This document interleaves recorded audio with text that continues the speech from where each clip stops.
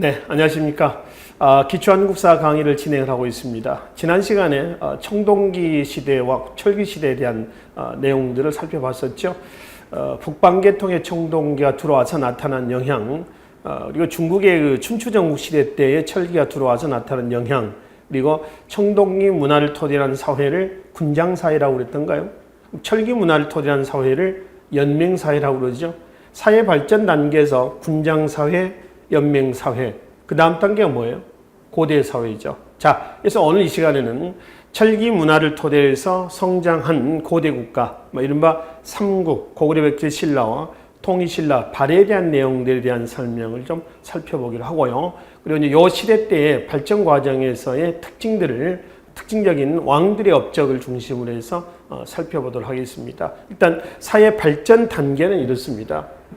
우리가 구석기 사회를 무슨 사회라고 그래요? 무리사회라고 그러죠. 무리사회. 신석기 사회를 뭐라고 했죠? 시족사회라고 그랬죠. 시족은 가족의 의미죠. 우리가 살고 있는 가족이다라고 이제 보시면 됩니다. 이게 시족이고요. 시족사회 다음 단계는 군장사회입니다. 군장, 치프. 그러니까 다시 하면은 계급이 등장했다는 겁니다. 군장이라고 해석하고요. 수장, 족장 이런 의미로도 해석합니다. 그리고 이제 군장 다음에 뭐라죠? 연맹사회로 가죠. 연맹사회 다음 단계가 지금 우리가 이 시간에 정리해야 될 부분 뭔가요? 고대사회예요. 그러니까 고대 다음에 중세, 근세, 근대 이렇게 발전하겠죠. 그래서 무리, 시족, 군장, 연맹, 고대사회로 넘어가는 과정에서 우리가 이 시간에 정리할 부분은 고대사회에 대한 얘기인데 연맹사회와 고대사회의 가장 큰 차이점 뭡니까? 라고 하면은 가장 큰 왕권의 강량 유무에 있다고 그래요. 그러니까 연맹국가는 왕 존재합니다. 근데 왕권은 미약했다. 근데 고대사회는 왕권이 강화가 됐다. 가장 큰 차이점이죠. 그러니까 왕권의 강량 유무예요. 연맹국가에서 옥조동해는 연맹국가로 하지는 않죠. 철기 문화를 토대했지만 왕이 없어서 그렇습니다. 왕은 있지만 왕권이 미약했다. 왕권이 왜 미약했습니까? 라고 하면은 왕위를 선출했다는 거죠. 그러니까 계속 대대로 세습하지 못했다라고 하는 겁니다. 근데 고대국가는 왕위를 어떻게 했어요? 세습. 왕위 세습은 왕권 강화의 요소가 되는 거죠. 여러분들 왕위가 선출, 그 단계는 어디예요? 세습인데 세습도 형제 상속에서 그 다음에 뭘로 가요? 부자 상속. 부자 상속 중에서 장자 상속. 지금 제가 이렇게 말씀드린 것은요, 왕권이 점차 강화가 되고 있다라고 하는 걸 말씀드리는 겁니다. 자, 선출에서 세습인데 세습에서도 형제 상속에서 부자 상속에서 그 다음에 장자 상속으로 넘어간다는 겁니다. 그럼 여기서 누가 왕위를 선출했을까요? 지방의 족장들입니다. 족장들이 선출하는 거죠. 그러니까 지방 족장 세력들은 지방에 따로따로 독립이 되어 있는 형태예요. 통치 형태상 중앙 집권이에요? 아니면 지방 분권이에요? 지방 분권이죠. 지방 분권입니다. 이게 우리가 지난 시간까지 정리했었던 이 철기 시대 때 연맹 국가의 모습이에요. 근데 고대국가는 왕권이 강화됐습니다. 강화된 왕권에 이 지방의 족장들이 전부 다 어떻게 했어요? 복속이 됩니다. 왕 밑으로 이제 줄을 세우는 거죠. 이런 과정에서 관료 제도가 정비가 되는 겁니다. 통치 형태상 어떻게 나오고 있어요? 지방 분권에서 중앙 집권 이렇게 넘어가겠죠. 중앙 집권으로 넘어갑니다. 그러니까 우리가 이제 고대 사회는 이꼴 무슨 사회다? 중앙 집권 사회 또는 고대 국가를 뭐라고도 그래요? 중앙 집권 국가 이렇게 얘기를 하죠. 그렇죠? 그러면 왜 고대 국가라고 합니까? 라고 할 때 가장 큰 이유는 뭐다? 바로 이거죠. 왕권이 강화가 되었다라는 얘기입니다. 그럼 이런 모습이 가장 먼저 고대국가 이런 모습이 가장 먼저 성립된 나라는 어디냐라고 하는 거죠. 2세기 고구려입니다. 누구 때냐면 태조왕 때예요. 태조왕. 그러니까 주몽에서 기원전 37년에 건국이 돼서 계속 내려옵니다. 고구려 왕들 다 정리할 필요는 없어요. 그죠? 중요한 왕들의 업적만 살펴보시면 되겠습니다. 일단 여기서는 고대국가 성립 시기고요. 그 다음에 이제 백제가 언제냐면은 백제는 3세기 고이왕입니다. 고이왕. 그러면 신라가 언제냐 그러면은 4세기 내문왕제 때 고대국가 체제가 성립이 됐어요. 그러니까 가장 빠른 나라는 어디예요? 고구려입니다. 그 다음에 두 번째는 백제입니다. 이런 모습이. 마지막에 신라입니다. 신라가 고대국가 성립이 가장 늦은 이유는 뭐라고 그러냐 그러면은 바로 신라 사회가 가지고 있는 지리적인 폐쇄성. 동남쪽에 치우쳐져 있죠. 지금의 경상도 영토로 보시면 돼요. 그렇죠? 두 번째는 뭐라죠? 시족적 배타성입니다. 시족적 배타성. 이것이 가장 늦었다. 가장 늦었던 게 있다. 그래서 시족적인 배타성이다 그러면은 시족사의 흔적을 가장 많이 계승했던 나라다라고 하는 거죠. 그럼 시족사회는 어느 사회냐? 신석기 사회를 시족사회라고 그랬죠. 첫째 보시면은 무리사회 다음 단계가 뭐라고 그랬어요? 시족사회입니다. 시족사회는 지금의 가족이라고 그랬죠. 가족은 다른 말로 뭐라고 그러죠? 식구죠, 식구. 식구는 배타적이에요. 가족은 아니면은 개방적이에요. 배타적이죠. 어떤 학생도 이렇게 얘기를 합니다. 우리 집은 개방적인데요. 이렇게 얘기를 해요. 뭐 틀린 얘기는 아니겠지만 그런 의미의 개방적인 건 아니죠. 자, 어떤 의미에 여기서 배타적이냐라고 하면은 시족사회는 족외혼이에요. 족내혼이에요. 족외혼이죠. 지금도 마찬가지죠. 여러분들 가족끼리 혼인하나요? 아니죠. 민법상 우리가 혼인할 수 있는 촌수는 8촌입니다. 그러니까 8촌 이내 불혼이죠. 그 이전에는요. 동성동보는 혼인하지 못한다. 이렇게 얘기를 했어요. 그러니까 동성동보인지를 알고 뭐 결혼하기 위해서 남자와 여자를 만나는 건 아니지 않습니까? 교제를 하다 보면은 마음에 들고 그래서 이제 서로 마음을 통하고 그리고 혼인을 하고 이렇게 하는 것이죠. 처음부터 결혼합시다 이렇게 만나는 건 아니잖아요. 그렇죠? 그러니까 예전에는 동성인 경우에 또는 동본인 경우에는 혼인을 못 합니다. 남녀 관계가 이제 깊어져 가지고 나중에 혼인할 때쯤 돼가 보니까 동성동본인 거예요. 혼인할 수는 있겠지만 법적으로는 효력이 없다는 거죠. 그러니까 이런 경우가 많았어요. 그래서 그 당시에는 한 5년 정도 이제 주기로요. 구제 기간도 좋습니다. 이 법이 무의미하지 않습니까? 그래서 민법이 이제 바뀝니다. 법이. 그래서 8촌 이내만 아니면 된다. 이렇게 하죠. 근데 사실 8촌은요. 여러분 생각 한번 해보세요. 8촌은 가깝습니까? 거의 남입니다. 남. 여러분 4촌만 한번 보세요. 4촌. 4촌만 해도 거의 안 만나면요. 남이에요. 남.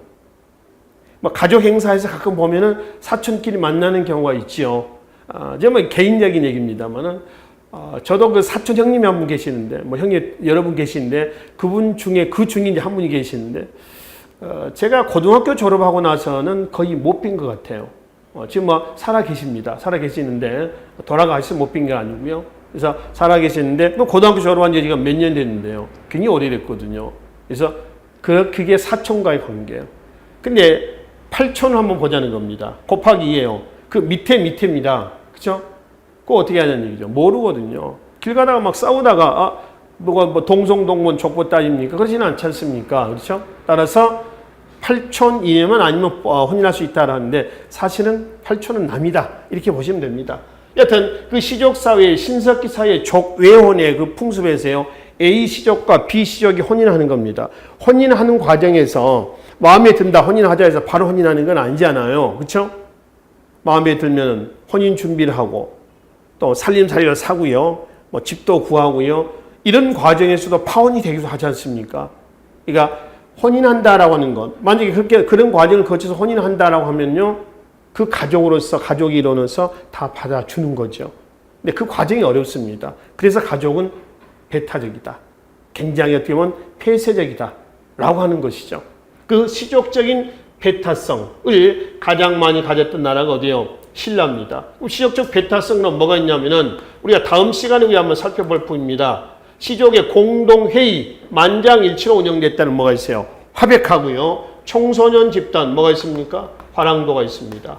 그래서 시족사회의 흔적을 계승했던 신라의 요소는 이 두 가지를 얘기합니다. 이걸로 인해서 가장 늦었다. 그러나 최후의 삼국항쟁의 주도권 누가 잡는다? 신라가 잡는다. 라고 이제 보시면 되겠죠. 네, 삼국통일로 신라가 마무리를 짓지 않습니까? 이런 과정이죠. 자, 정리합니다. 그래서 이란의 고대사의 모습이 가장 먼저 성립된 나라는 어디예요? 고구려, 그 다음에 백제, 신라다. 이게 지리적인 위치와 밀접한 관련을 가지고 있습니다. 한편 전성기를 좀 보겠습니다. 삼국의 전성기 그러면은 어느 시기냐면 한강 점령 시기예요. 한강 점령 시기가 전성기가 됩니다. 그러면 삼국 중에서 한강을 가장 먼저 점령했던 나라는 어디냐? 백제입니다. 4세기. 백제. 누구 때냐면은 근초고왕입니다. 근초고왕이고요. 두 번째로 고구려입니다. 3세기, 다시 5세기. 장수왕 때입니다. 고구려 장수왕 때가 되겠죠. 그래서 한강 상류까지 점령을 합니다. 한강 상류까지 점령을 하고 나서 이제 중원 고구려비를 세우기도 하죠. 그렇죠? 마지막 이제 최후의 한강 점령 국가는 신라입니다. 6세기 신라. 시기는 누구죠? 진흥왕 때가 됩니다. 그래서 한강 점령 시기는 곧 그날의 뭐다? 전성기다.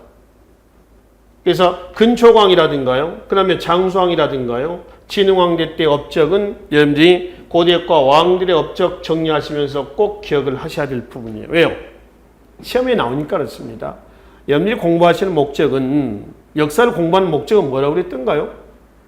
과거의 사실을 귀감으로 삼아서 후대에 똑같은 실수가 반복되지 않게 하기 위한, 그리고 자아의 형성과 민족의식의 고치거든요. 이거는 교과서적인 얘기죠. 자, 다시 묻습니다. 여러분들 공부하시는 목적은 뭔가요? 역사 공부하시는 목적은? 그렇죠. 시험입니다. 시험. 합격하자는 거죠. 그러니까 시험에 나오는 것만 보시면 됩니다. 시험 외적인 부분은요. 그러니까 지엽적인 부분들이 출제가 되지 않는 것은 아니에요. 생소한, 쉽게 뜬금없는, 또 지엽적인 이런 내용들이 출제가 되기도 합니다. 우리가 OT에서 말씀드렸습니다만은 그런 문제들이 실제로 나와요. 왜요? 변별력을 가리기 위해서 나옵니다.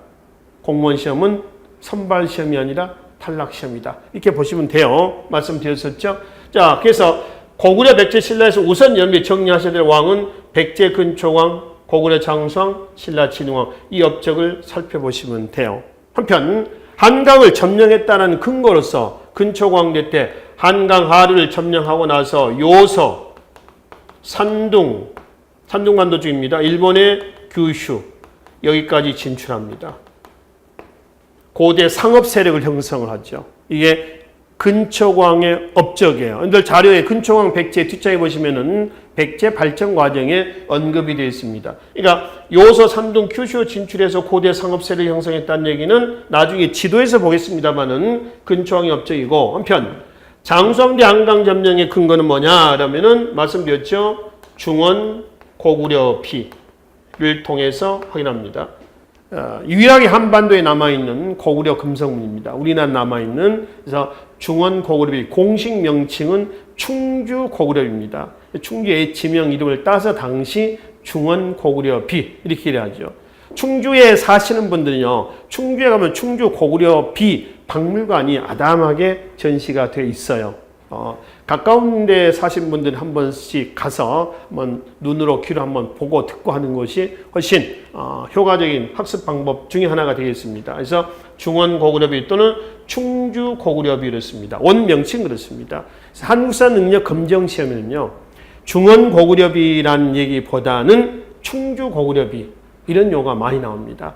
혹시 나중에 한국사 능력 능력 시험, 검정 시험을 보시면서 시험 한번 보시겠죠. 보시면서 충주 고구려비가 일이 나오면은 이거 한국사 시간에 얘기했던 중원 고구려비다. 이렇게 이제 보시면 됩니다. 아시겠죠? 를 통해서 확인합니다. 진흥왕 때 한강 상류를 점령했다는 증거는 뭐가 있을까요? 단양 적성비.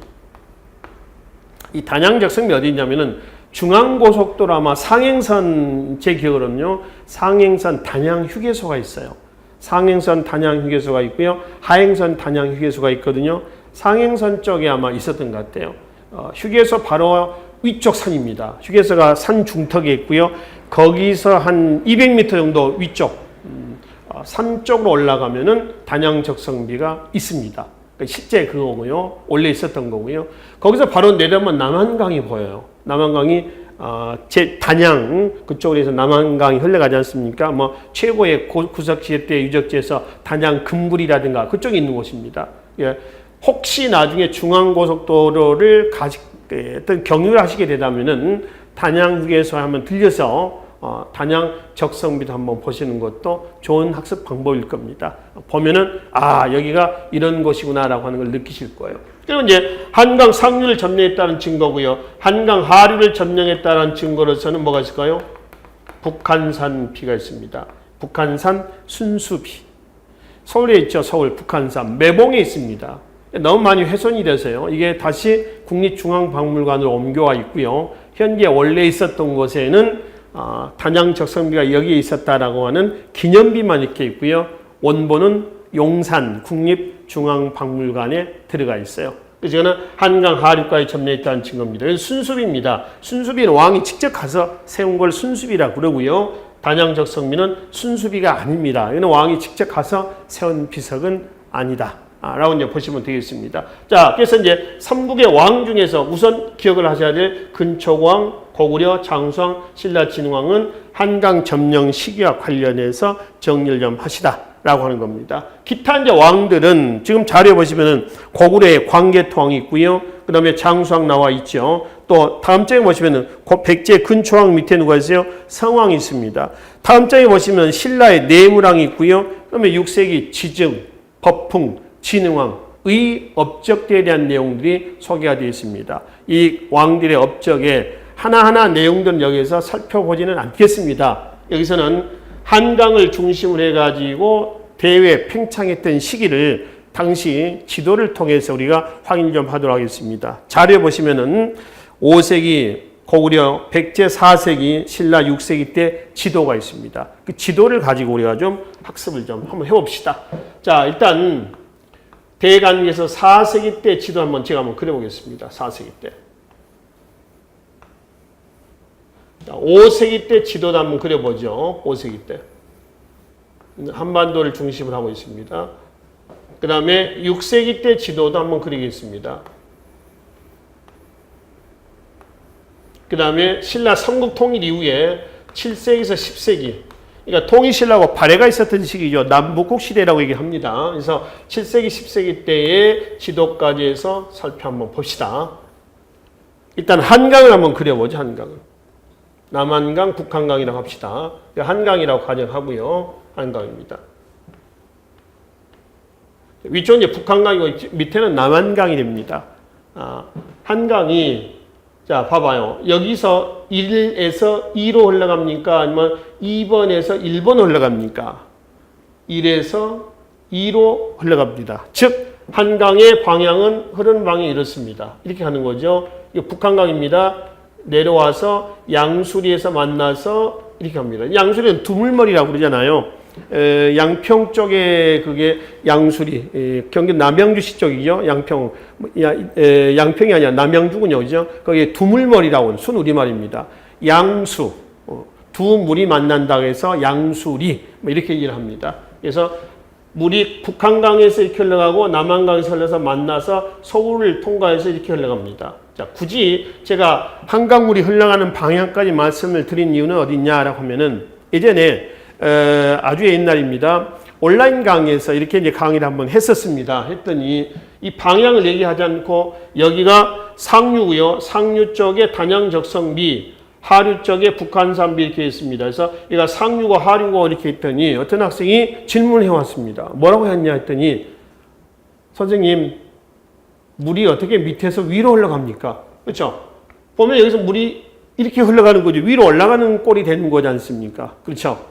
물이 어떻게 이렇게 올라갈 수가 있죠? 여기가 왜 상류고 여기가 하류입니까? 여기가 하류고 여기가 상류 아닌가? 물이 이렇게 떨어지니까 낙수가 되는 거니까 이렇게 흘러가야 되지 않냐? 이렇게 질문해온 학생이 있었습니다. 지금도 기억하고 있는데요. 재밌는 학생이었던 거죠. 그러니까 이분은 그냥 평면상에서 보는 겁니다. 그래서 제가 그랬습니다. 지구는 편편합니까? 둥굽니까? 어떻죠? 편편하죠? 그런가요? 무슨 편편합니까? 지구는 둥글잖아요. 배가 멀리 배가 이렇게 또 가까이 육지로 폭으로 들어올 때 배가 이렇게 보입니까? 수평적으로 보입니까? 배 앞면이 먼저 보입니까? 앞부분이 먼저 보이잖아요. 지금은 둥글다는 거예요. 그러니까 멀리 있을 때는 앞이 보이고요. 지가 둥그니까 이렇게 오는 거죠. 배가 들어오는 거죠.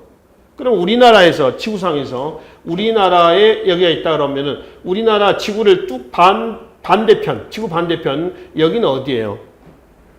남미 쪽이죠. 페루, 브라질, 예? 뭐 이쪽 남미 쪽이거든요.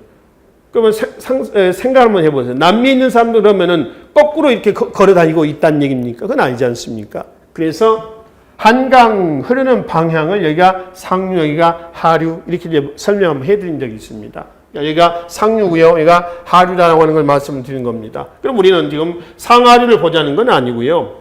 4세기 때에 한강은 누가 차지했냐는 얘기입니다. 아까 말씀드렸죠? 누구예요? 백제입니다. 그러니까 이때 영토를 한번 그려봅시다. 이렇게 그리시면 돼요. 여기 어디요?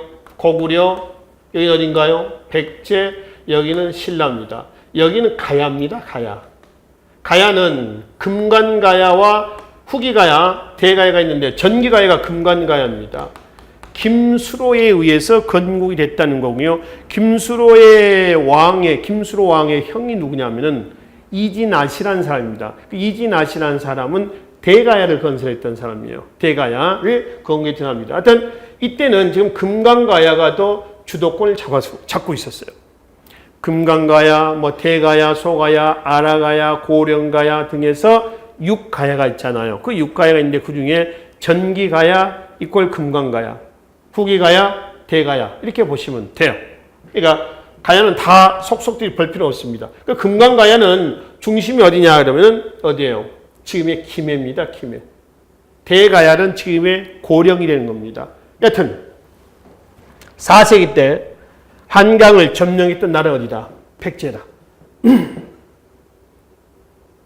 그래서 백제가 한강을 찾아왔을 때 이때 수도를 한번 그려봅시다.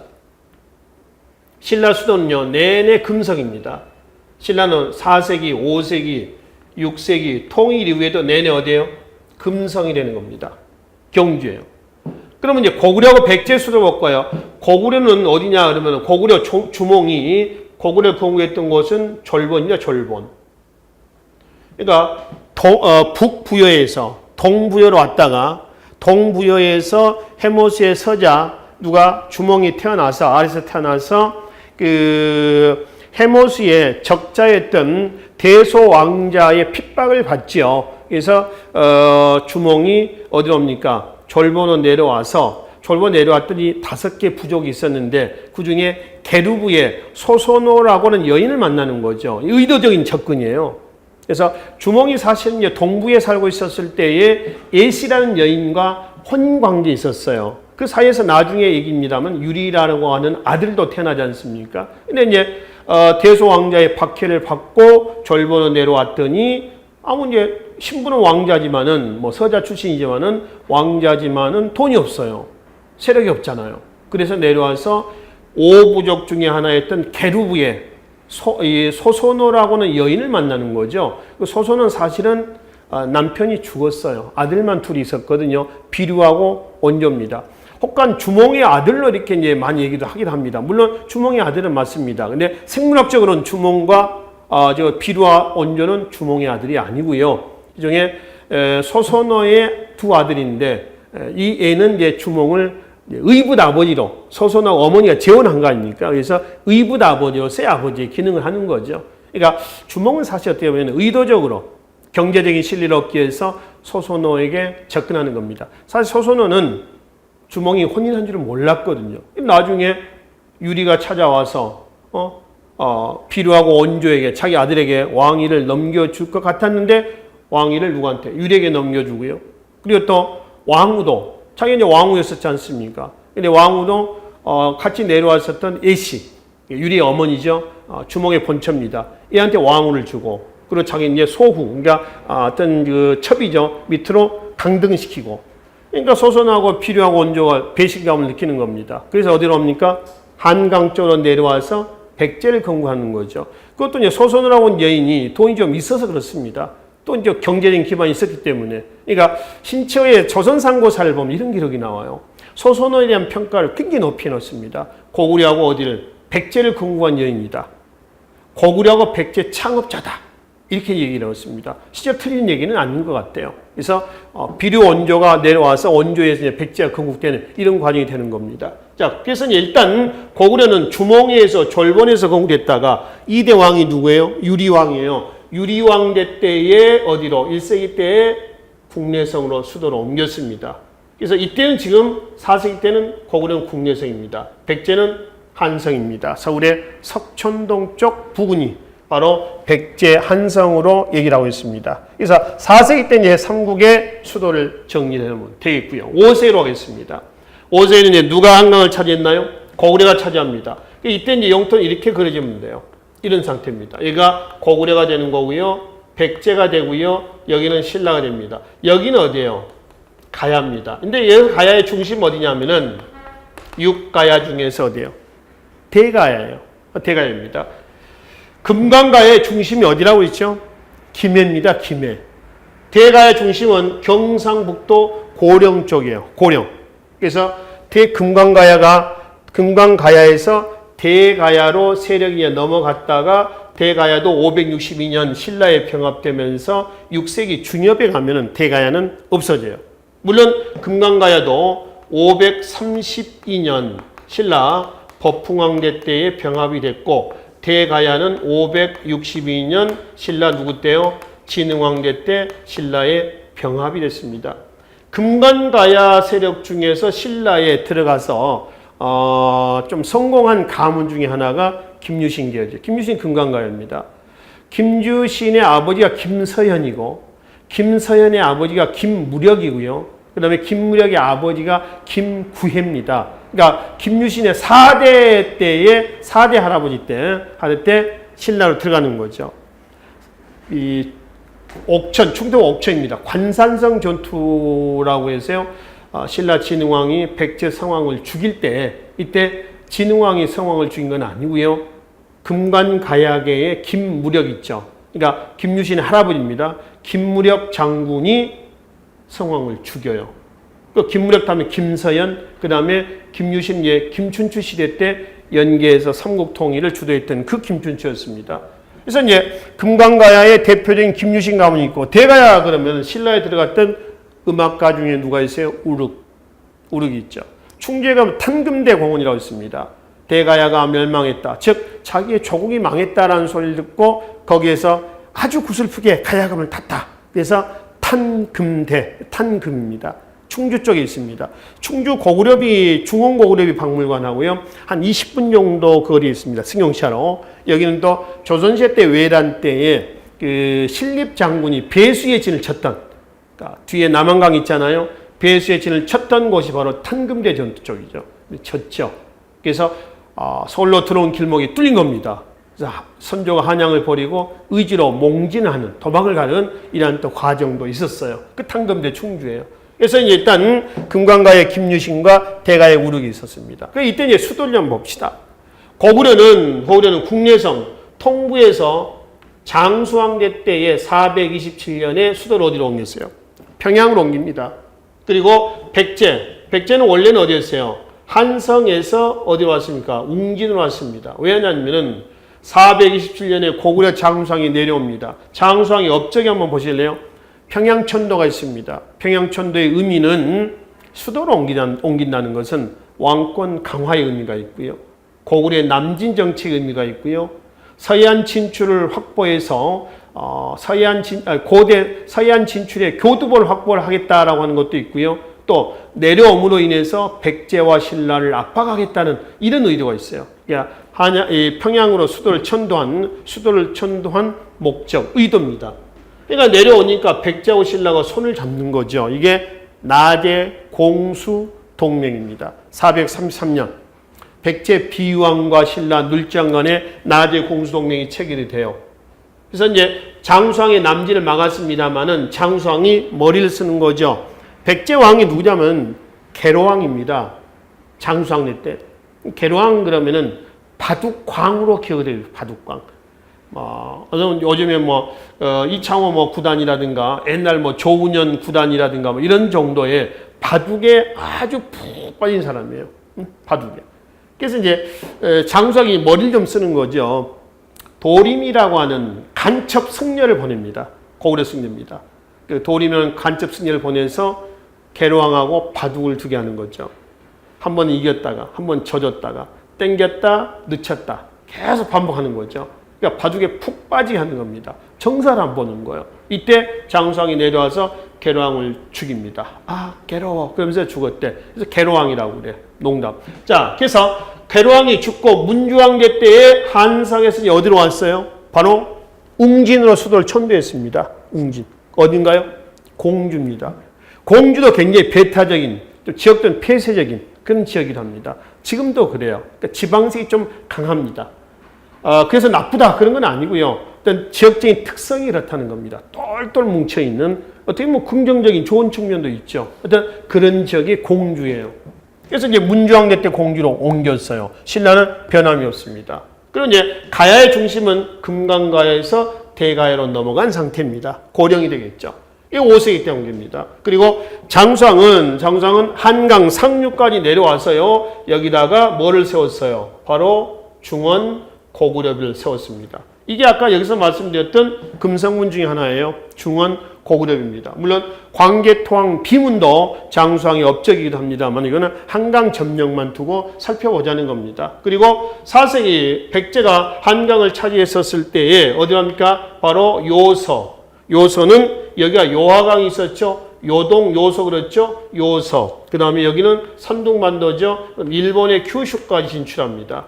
고대 상업 세력을 형성했던 부분이에요. 아시겠죠? 6세기로 하겠습니다.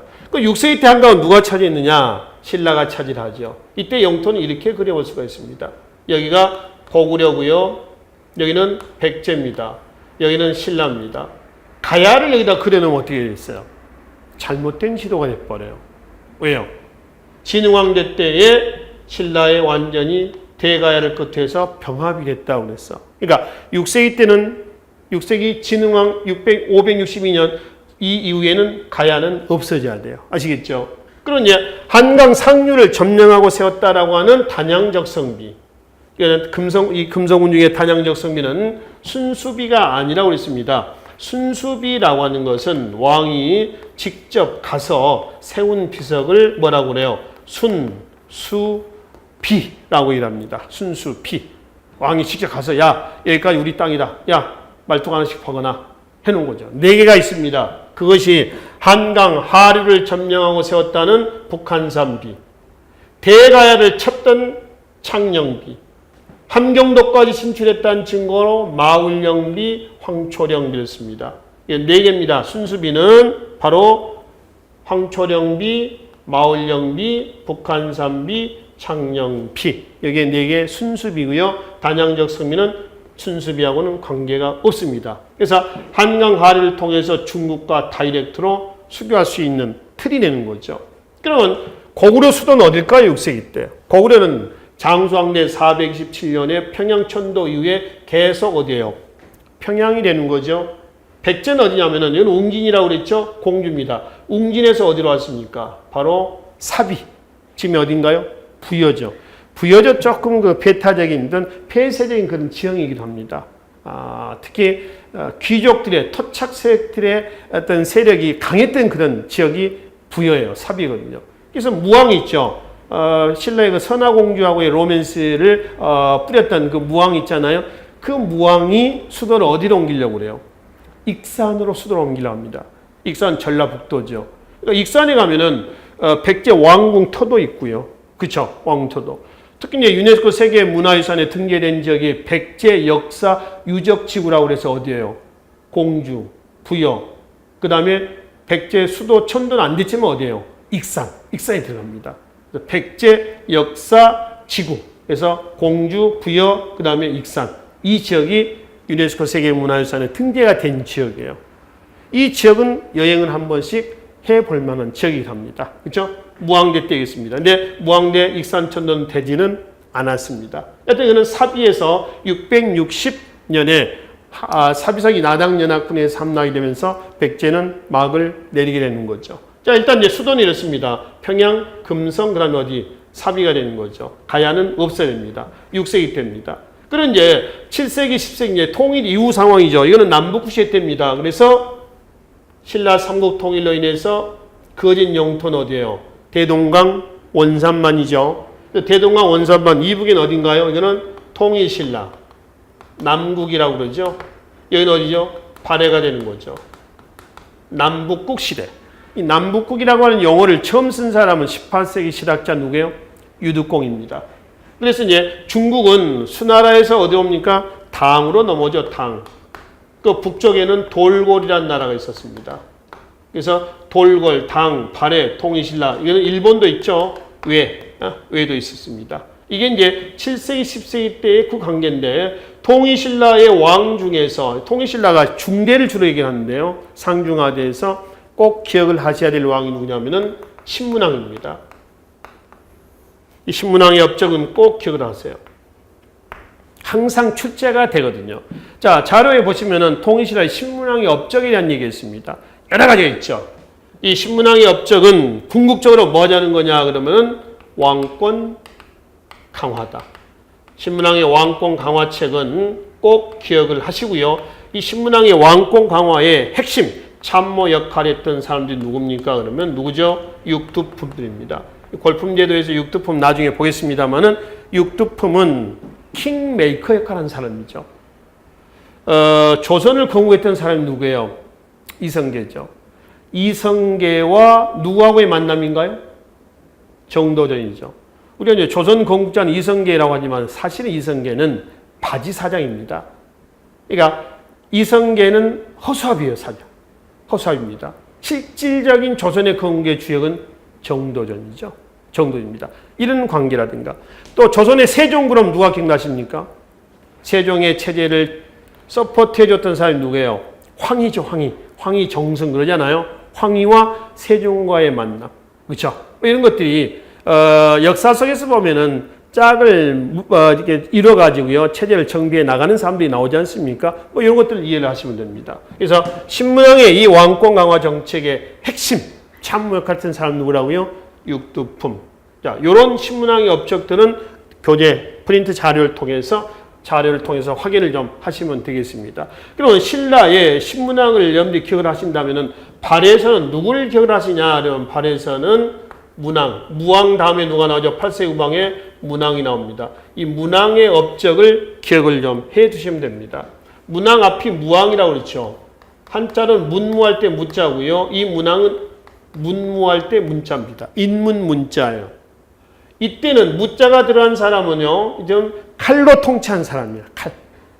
문은 신문할 때 문입니다. 문왕할 때 문입니다. 붓으로 통치한 사람들.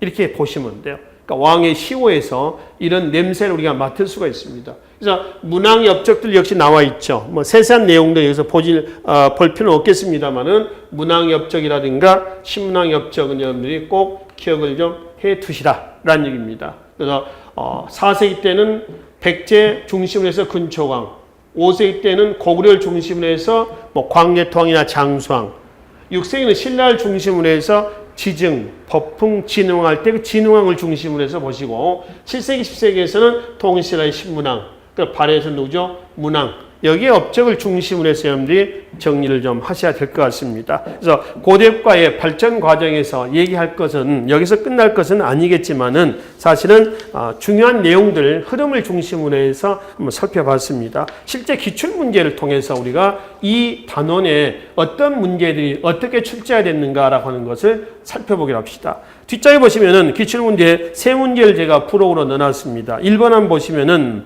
이게 영락이라고 하는 용어는 우리나라 최초의 연호입니다.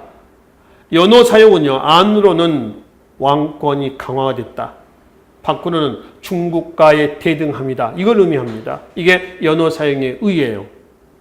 연호를 많이 사용하는 사람도 있어요. 한 왕 때, 신라 진흥왕 때 가면 연호가 한 3개인가 나옵니다. 연호가 많이 나왔다는 얘기는 뭐죠? 자꾸 쇄신 한번 해보겠다는 거죠. 그렇죠? 왕권을 강화해 나가겠다는 의지예요.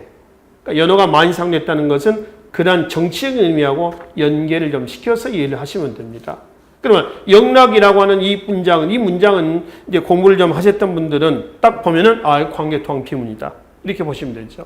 그래서 이 광개토왕 비문에 나와 있는 기억의 결과, 자, 10년, 영락 10년, 경자의 왕 누구죠? 광개토왕이죠. 보병, 기병 5만 명을 보내어 신라를 권하였다. 이거 뭐냐면 4세기 내문왕대 때입니다. 4세기 내문왕대 때에 외구의 노략질을 막 받는 거예요. 외구의 노략질. 그래서 친선관계였던 두 나라 친선관계였었던 내무랑이 고구려 광개토왕에 도움을 요청합니다. 그래서 광개토왕이 보병, 기병 5만 명을 보내서 왜구를 막아냈고요. 이때 신라의 고구려 군대가 주둔했다. 친선관계에 따른 증거 유물이 뭐예요? 호우입니다. 앞에 나와 있죠? 호우. 청동 그릇이에요. 청동 그릇. 이 호우가 나와서 이 무덤을 호우총이라고 얘기를 합니다. 1946년 광복 이후에 최초로 발굴된 무덤이에요. 그래서 이제 호우를 통해서 친선관계를 확인하고요. 뭐 이제 백제하고 일본과의 친선관계를 보여준 유물은 뭐가 있습니까는 뭐요? 칠지도. 근초 왕조 때 보냈다는 칠지도. 가지가 7개 달린 칼 이렇게 얘기를 하죠. 그리고 이제 고구려가 신라에 영향력을 미치는 겁니다. 그리고 이제 고구려는 내친구에 낙동강 하류까지 내려왔어요. 내려왔더니 금관가야가 있었어. 근데 고구려가 내려오니까 금관가야 세력이 위축이 돼. 그리고 가야는 어디로? 대가야로 중심이 넘어갑니다. 그렇죠? 그러나 이제 금관가야는 이때 신라에게 멸망하고 대가야도 발전해 가다가 이때 신라에게 병합이 돼서 가야는 고대과로 성장하지 못했다는 거죠. 그래서 이제 지금 문제는 고구려의 광개토왕의 군대가 5만 명이 신라에 들어와서 나타난 영향은 뭐냐? 신라에 대한 영향력을 키워나갔고 고구려가 또는 가야가 금강가에서 어디로? 대가야로 넘어가는 계기가 됐다. 답은 두 개입니다. 그 중에 답은 하나네요. 뭐죠? 1번인가요? 고구려가 신라 내정 간섭을 강화했다. 이런 데서 확인해 볼 수가 있다는 거죠. 이런 광개토왕 비문의 내용, 사료, 자료 해석 내용입니다. 두 번째는 다음에 왕이 제2기간에 있었던 사실을 옳은 것은 에서 소판 김흠돌, 신문왕의 장인입니다. 신문왕 즉위년에 김흠돌이 흥원, 얘네라고 연합해가지고요. 사위를, 신문왕을 죽이고 왕위를 찬탈하려고 했어요. 실패했습니다. 이걸 계기로 해서 신문왕은 육두품들을 중심으로 해서 대대적인 왕권 강화 정책을 단행하는 겁니다. 이건 언제 신문왕의 정책을 묻는 겁니다. 신문왕의 정책은 항상 출제가 됩니다. 꼭 기억을 하셔야 됩니다. 그리고 이제 마지막 하나는 발해사에 대한 문제입니다. 발해가 건국된 지역은 우리가 한국사 개관에서 봤었습니다. 고구려 땅에서 고구려 유미 주축이 돼서 그 땅에서 발해가 건국된 거죠. 그러니까 중국에서는 발해는 당나라의 지방 정권이다. 러시아는 아니다. 러시아사다. 우리는 남북한 다 마찬가지입니다. 우리 역사다. 이렇게 봅니다. 그러니까 발해란 나라를 놓고 제각해서 하는 겁니다. 이걸 이제 러시아와 중국이 서로 자기네 나라다라고 얘기하고 있잖아요. 그걸 반박할 수 있는 근거는 뭐냐? 왜 발해를 한국사로 얘기하느냐? 이건 우리의 민족의 주체성을 찾는 문제잖아요. 그렇죠? 그래서 발해가 고구려를 계승했다는 증거 자료를 보시면 됩니다. 뭐 지배층은 고구려인이었고 외국에 파견한 사신들은 대부분 고구려 고시였고 또 일본에서는 발해를 고려라 하고 고려국이라 하고 발해 사신을 고려의 사신이라고 그러고 또 발해도 스스로 고려국왕 이렇게 얘기를 합니다. 고려국왕. 그래서 고려는 고구려를 얘기합니다. 장수왕제 때요. 국호가 고구려에서 고려로 잠깐 바뀐 적도 있거든요. 그래서 고려라고 그래요. 또 문화적으로는 온돌장치, 남방장치 얘기합니다. 불상, 또 모주림 구조, 이 굴식 돌방 무덤의 천정 구조를 얘기합니다. 또는 뭐 석등이라든가, 돌사자상이라든가 이런 것들이 전부 다 문화적으로 발해는 고구려를 계승하였다. 이렇게 이제 보는 거죠. 그 자료 중에 하나가 되겠죠. 답은 온돌장치에 나와 있습니다. 뭐 이런 것들이죠. 그래서 이런 것들은 항상 출제가 되는 부분들이죠. 계속 반복이 돼서 출제가 됐던 부분이고요. 특히 지금 봤던 문제는 다 올해 2018년 국가직 시험 문제였었습니다. 그래서 이 단원에서는 고대과의 정치적인 내용들, 전반적인 뭐 정치 조직까지는 볼 시간적인 여유는 없습니다만은 고대 국가란 이런 나라다, 이런 모습이다. 그리고 이제 그 고대 국가의 발전 과정에서 어떤 왕들의 업적을 중심으로 해서 정리를 해야 될 것인가, 이런 내용에 대해서 제가 길만 좀 제시해주는 그런 강의로 마치도록 하겠습니다. 자, 다음 시간에는 제5강이죠. 5강에서는 신라 사회에 대한 내용들을 중심으로 해서 살펴보기로 하겠습니다. 수고하셨습니다.